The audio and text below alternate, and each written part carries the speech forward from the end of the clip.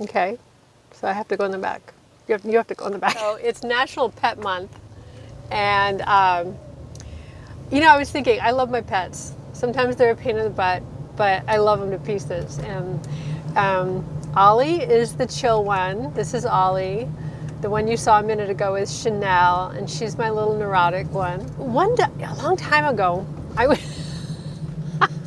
in a weird situation where I was moving to California, and I was rooming with a woman, and the woman ended up being a psycho. And she, as soon as I moved all my stuff in her house, I was going to stay there for 6 months while I finished selling all my real estate and coming to California. And I had a dog with me.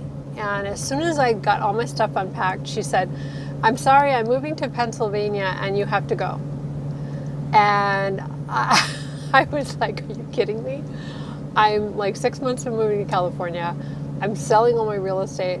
What am I going to do with my dog? I can't just there was no Airbnb at the time. There was no short-term rentals. That was years ago." So what I did was I had a little teeny vacant 100 square foot apartment, 100 square foot. My big issue was Coco. I was like, I could have gone into an apartment for a few months and negotiated, but it was not that easy at the time to work and have a dog. But I made it work, and luckily I hadn't sold all my buildings, and one of them I still had, and I said, well, until I sell it, I'm staying right here in this 100 square foot apartment. So I went from owning all this real estate and being such a big shot to 6 months I was living in this 100 square foot apartment. It was fascinating. It was also very clearing, mentally clearing, because I would jettison everything and I could think, and it was really cool in that way. But I remember I was breaking up with this guy, and he came in and he looked at this and he said, "This is a shame." And I looked at him and I thought, you know what, this is why I'm breaking up with you, because you have no idea what's going on up here. He thought, I went from having all of this physical looking wealth and a beautiful home and everything to living in this. But it didn't matter to me, because spirituality, my mind, was more important. And at that moment, I just wanted to make sure I didn't have to give up my dog, Coco. I've seen people who have given up their animals, and it breaks my heart. Breaks my heart. It's like, how do you give away your child? That's how I feel, okay?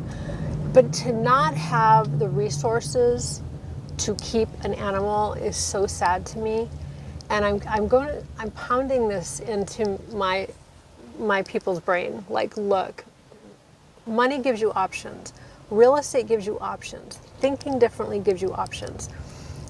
I want you to have options.